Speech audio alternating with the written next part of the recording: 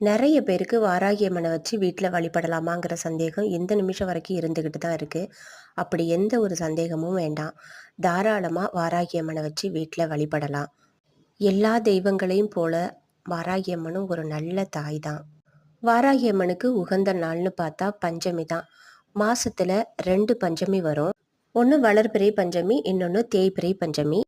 அமாவாசை முடிஞ்சதுலேருந்து 5வது நாள் வர்றது ஒரு பஞ்சமி. அது வளர்பிறை பஞ்சமி. அதே மாசத்துல பௌர்ணமி நாள் தொடங்குனதுலேருந்து 5வது நாள் தான் தேய்பிறை பஞ்சமி. இந்த நாளில் நம்ம தேங்காய் தீபம், தேங்காய் எண்ணெய் ஊற்றி தேங்காய் தீபம், அம்மனுக்கு பிடித்த கிழங்கு வகைகள், மாதுளம்பழம், பானக்கம் இது மாதிரியான பொருள்களை வச்சு நம்ம வீட்டில் பூஜை பண்ணும்போது எதிரிகள் தொல்லை இருக்காது. ஒரு 5 பஞ்சமி விரதம் இருந்தாலே போதும். மற்றபடி எந்த ஒரு பயமும் இல்லை. தாராளமாக கும்பிடலாம்.